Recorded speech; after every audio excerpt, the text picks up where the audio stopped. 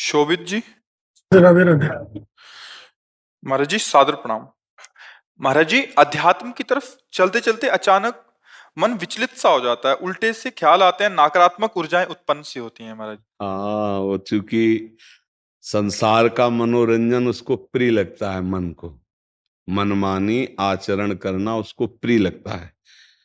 उसकी गलती नहीं है, हम जहां उसको लगाते हैं वहीं वो राजी होने लगता है।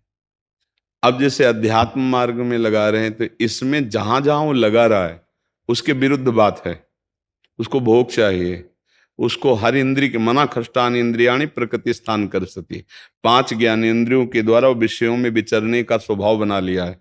भगवान कह रहे हैं आप भगवान के अंश, ममैवांशो जीव लोके जीव भूता सनातना मना खष्टान इंद्रियाणी प्रकृति स्थान कर सती।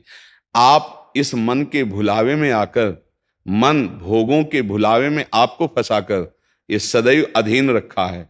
अब अध्यात्म सुनना शुरू किया, अध्यात्म चल तो अध्यात्म में मन को वश में किया जाता है और अभी तक आप मन के वश में रहे। तो जब आप सपोर्ट नहीं देंगे तो आपका सपोर्ट करने लगेगा। इसकी चाल समझना, क्योंकि आपके बिना उसकी कोई सत्ता नहीं, वो आपके बिना कुछ नहीं कर सकता, आपके दस्तखत से ही करेगा। जैसे हमारा मन कह रहा है मैं देखूं, हम कह रहे नहीं देखना है, और वो 100 बार कहेगा देखो, आप कहोगे नहीं ये देखो, अब वो लग जाएगा जिधर आप लगाओगे, पर वो कुछ समय तक लगेगा, फिर वो आपको वश में करने की कोशिश करेगा। और वो जब आप ना करेंगे तो आपको जलाएगा। अगर उस जलन को सह गए तो मन को अधीन कर लेंगे, और नहीं सह गए तो मन आपको अधीन कर लेगा। ये खेल चल रहा है। प्रायः सब मन के अधीन ही होते हैं। मन को कोई चेला बनाने वही सच्चा गुरु। दूसरों को तो चेला बनाना सहज है, मन को जो चेला बना ले वही सच्चा गुरु। मन ने सबको चेला बना रखा है, नहीं बना रखा?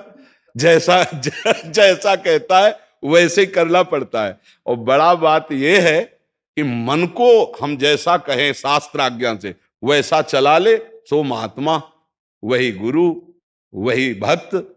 नहीं तो भाई भेष चाहे जो हो, पर मन के अधीनता से मुक्त होना बहुत कठिन होता है।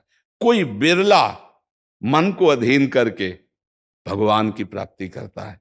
तो आप लोग उसी बिरले में हैं, क्योंकि अगर सत्संग मिल रहा है, साधु संग मिल रहा है और अध्यात्म की बातें सुन रहे हैं, अध्यात्म में चल रहे हैं, तो हम ये नहीं कह सकते कि हमारे ऊपर भगवान की कृपा नहीं। कृपा है, पर हमें विचलित नहीं होना। कम से कम ये बात आप स्वीकार करते हैं कि कभी कभी वो हमको गिराने की कोशिश